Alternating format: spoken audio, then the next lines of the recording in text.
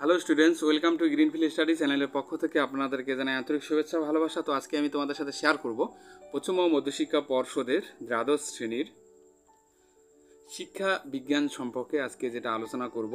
তো model question paper 1-এর আগে যে কোশ্চেনটি দেওয়া আছে, উচ্চ মাধ্যমিক শিক্ষা সংসদ প্রদত্ত নমুনা প্রশ্নপত্র। তো থার্ড সেমিস্টারের, তো যারা থার্ড সেমিস্টার দেবে 2025 সালে, এই বইটি হলো রায়ান মার্টিন প্রশ্ন বিচিত্রা।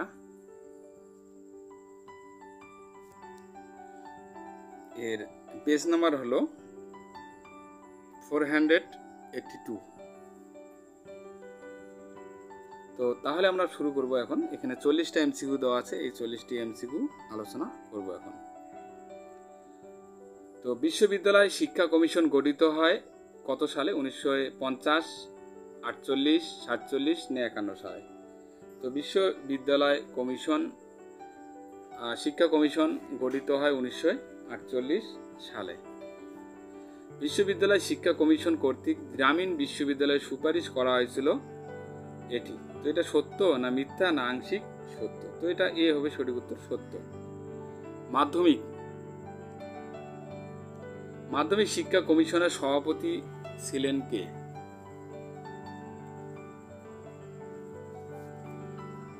সর্বপল্লী রাধাকৃষ্ণন, দৌলত সিং কোঠারি, লক্ষণ স্বামী মুদালিয়ার, মর্মর মুখোপাধ্যায়। তো এখানে সঠিক উত্তরটি হবে সি, লক্ষণ স্বামী মুদালিয়ার ছিলেন মাধ্যমিক শিক্ষা কমিশনের সভাপতি।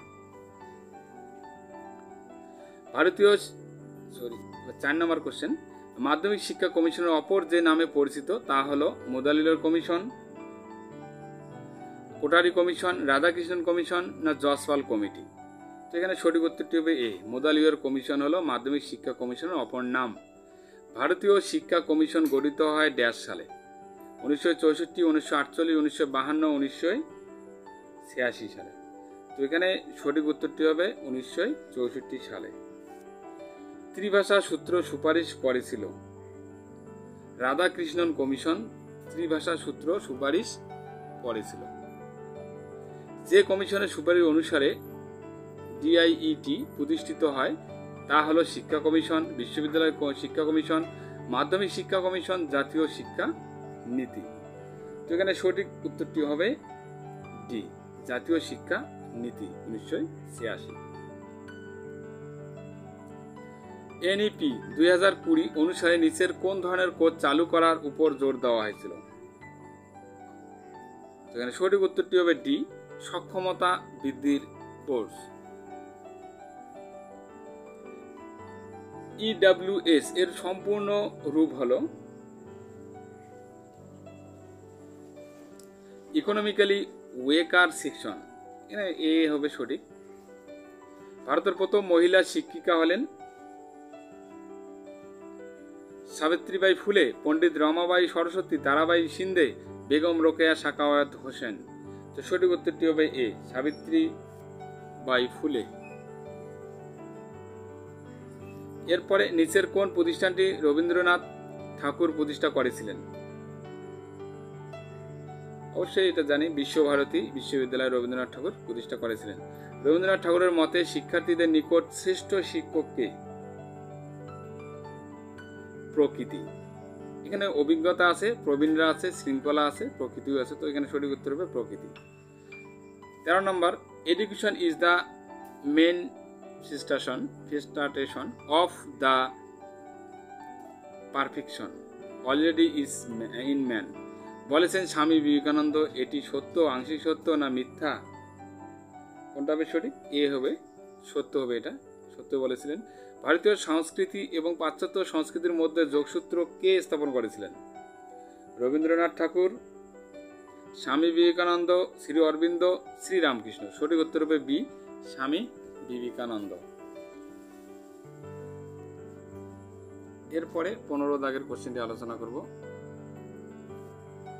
By education I mean an all-round drawing out of the best in child and man body, mind and spirit।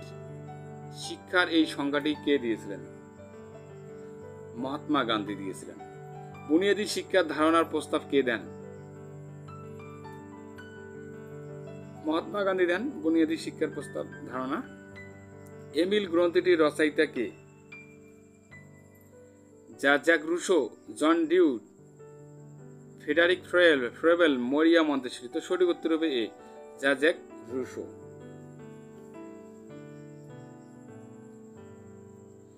এরপরে 18 দাগের, রুসোর শিক্ষাগত দর্শন তার যে রচনায় বর্ণিত হয়েছে এমিল রচনায়। জন ডিউ এর মতে বিদ্যালয়গুলির ক্ষমতায়নের জন্য শিক্ষকের ভূমিকা হওয়া উচিত ড্যাশ, প্রতিনিধির, উপদেষ্টার, সহায়কের, না কোনোটিও নয়। সহায়কের হবে, সঠিক উত্তর হবে সি। এরপরে আলোচনা করব আমরা 20 দাগের, জন ডিউ এর মতে বিদ্যালয়ের শিশুদের উন্নত নাগরিক হিসাবে গড়ে তোলার জন্য ড্যাশ বিষয়ে অভিজ্ঞ হতে হবে। গণতান্ত্রিক বিষয়ে অভিজ্ঞ হতে হবে। শিক্ষার একটি শাখা হলো বিশেষ শিক্ষা, এটি যা নিয়ে কাজ করে। সঠিক উত্তর হবে বি, শিক্ষার্থীদের বিশেষ শিক্ষার সুযোগ প্রদান করা। এরপরে 22 দাগে দেখো, নিচের কোনটি আংশিক বা সম্পূর্ণ দৃষ্টি প্রতিবন্ধকতার কারণ? গ্লুকোমা, ছানি, ম্যাকুলার অবক্ষয়, না সবগুলি ঠিক? তো সঠিক উত্তরটি হবে এখানে এ, গ্লুকোমা। এরপরে 23 দাগের, বিশেষ চাহিদা সম্পন্ন শিশুদের জন্য যে ধরনের শিক্ষার ব্যবস্থা করা যেতে পারে? বিশেষ বিদ্যালয়, সমন্বিত শিক্ষা, অন্তর্ভুক্তিমূলক শিক্ষা, কোনোটিও নয়। তো এখানে সি হবে সঠিক, অন্তর্ভুক্তিমূলক শিক্ষা নেওয়া যেতে পারে। এরপরে দেখো 24 দাগের, ডিসলেক্সিয়া আক্রান্ত শিশুদের প্রাথমিক বৈশিষ্ট্য হলো মনোযোগের ঘাটতিজনিত ব্যাধি, বিমূর্ত চিন্তন ও পঠনে সাবলীলতা, তারপর সাবলীলভাবে পঠনে অক্ষমতা, দৈহিক সঞ্চালনমূলক ক্রিয়ার পুনরাবৃত্তিভাবে যুক্ত থাকা। তো সঠিক উত্তরটি হবে সি, সাবলীলভাবে পঠনে অক্ষমতা। এটা হবে ডিসলেক্সিয়া আক্রান্ত শিশুদের এটা একটা বৈশিষ্ট্য। অক্ষমতা সম্পন্ন শিক্ষার্থীদের অন্তর্ভুক্তিকরণের জন্য প্রয়োজন দুর্গম পরিকাঠামো, সুযোগের বৈষম্য, অংশগ্রহণের বাধা, অবৈষম্য হবে সঠিক। ভিন্ন সক্ষমতা সম্পন্ন শিক্ষার্থীদের শিক্ষার অন্তর্ভুক্তিকরণের একটি গুরুত্বপূর্ণ দার্শনিক নীতি হল বাস্তববাদ, আত্মীকরণ, স্বাভাবিকরণ, উপযোজন। তো এখানে সঠিক উত্তরটি হবে আত্মীকরণ।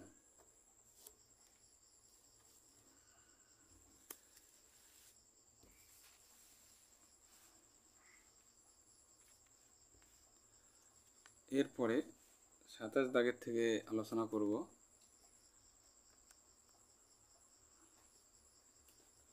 সাধারণত অটিজম নির্ণয় করা যায় ড্যাশ। তো 18 থেকে 24 মাস বয়সে হবে সঠিক। একটি অন্তর্ভুক্তিমূলক শ্রেণীকক্ষে একজন শিক্ষকের সবচেয়ে গুরুত্বপূর্ণ ভূমিকা হলো প্রত্যেক শিশু যেন তাদের অন্তর্নিহিত সম্ভাবনা উপলব্ধি করার সুযোগ পায় তা নিশ্চিত করা, শ্রেণীকক্ষের জন্য পরিকল্পনা করা যাতে প্রতিটি শিশু একই গতিতে অগ্রসর হয়, শ্রেণীকক্ষে শিক্ষকের মানসম্মত নির্দেশনা দান নিশ্চিত করা, শিশুদের অভিভাবকদের পেশার সন্ধান করা যাতে শিক্ষক জানতে পারেন যে প্রতিটি শিশুর ভবিষ্যৎ পেশা কি হবে। তো এখানে এ হবে সঠিক, প্রত্যেক শিশু যেন তাদের অন্তর্নিহিত সম্ভাবনা উপলব্ধি করার সুযোগ পায় তা নিশ্চিত করা। এরপরে 29 দাগের, ব্রেইল পদ্ধতি এবং টেপ রেকর্ডিং যাদের শিক্ষাদান পদ্ধতি হিসাবে ব্যবহার করা যেতে পারে? তো এখানে সঠিক উত্তরটি হবে সি, দৃষ্টি প্রতিবন্ধী শিক্ষার্থীদের জন্য। এরপরে 30 দাগের, শিখন প্রতিবন্ধী শিশুরা মানসিকভাবে প্রতিবন্ধী শিশুদের থেকে ভিন্ন কারণটা কি?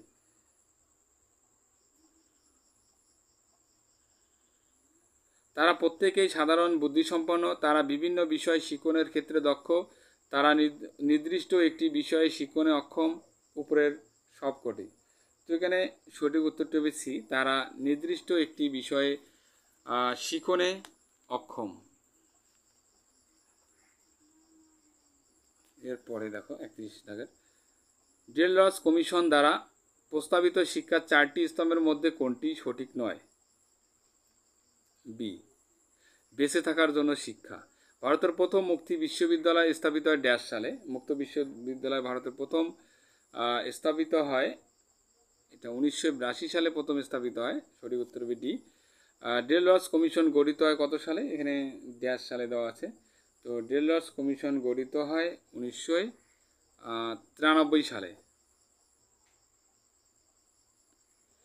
এরপরে 34 দাগের কোশ্চেনটি আলোচনা করব।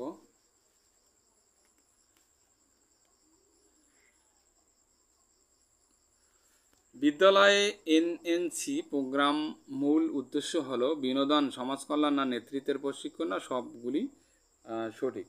তো এখানে সি হবে, সমাজ কল্যাণের জন্য। একটি সর্বোত্তম বিদ্যালয়ে সংস্কৃতি যেটির দ্বারা পরিচালিত হয় না সেটি হলো পিতামাতা, সমাজ, সর্বোচ্চ বেতন না কোনোটিও নয়? তো এখানে সঠিক উত্তর হবে সি, সর্বোচ্চ বেতন। একটি বিদ্যালয়ের গুণগত শিক্ষার ক্ষেত্রে সবচেয়ে গুরুত্বপূর্ণ সূচক হলো বিদ্যালয় পরিকাঠামো, শ্রেণীকক্ষ ব্যবস্থা, পাঠ্যপুস্তক এবং শিক্ষক শিক্ষণ, শিক্ষার্থীদের সাফল্যের স্তর। তো এখানে সঠিক উত্তরটি হবে ডি, শিক্ষার্থীর সাফল্যের স্তর। ইউইই এর সম্পূর্ণ রূপটি হলো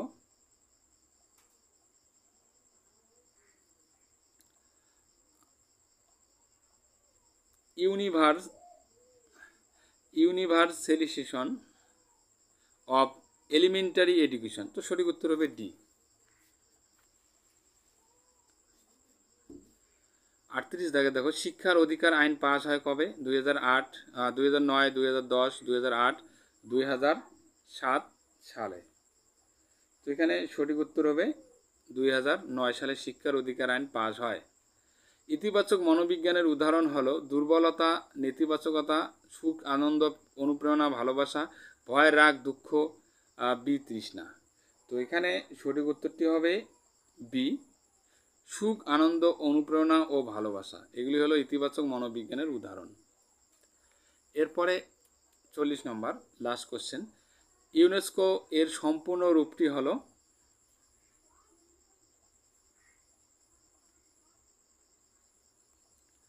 United Nation educational, scientifics and cultural organisation, United Nation economical, scientifics and cultural organisation, United Nations educational,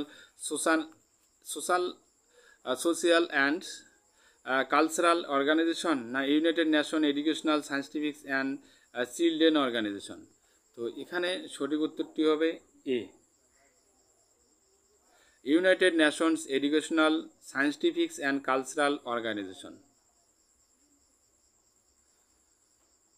তো যারা আগের বা পরের ভিডিওগুলি দেখতে চাও তো অবশ্যই ভিডিওটির ডেসক্রিপশন বক্সে প্লেলিস্টের লিঙ্ক দেওয়া থাকবে, তো তোমরা সেখানে গিয়ে আগের বা পরের ভিডিওগুলি দেখে আসতে পারো। তো তাহলে আজকে এই পর্যন্ত, সবাই ভালো থাকবে। Please subscribe my channel. আমার ভিডিও দেখার জন্য তোমাদের সবাইকে অসংখ্য ধন্যবাদ।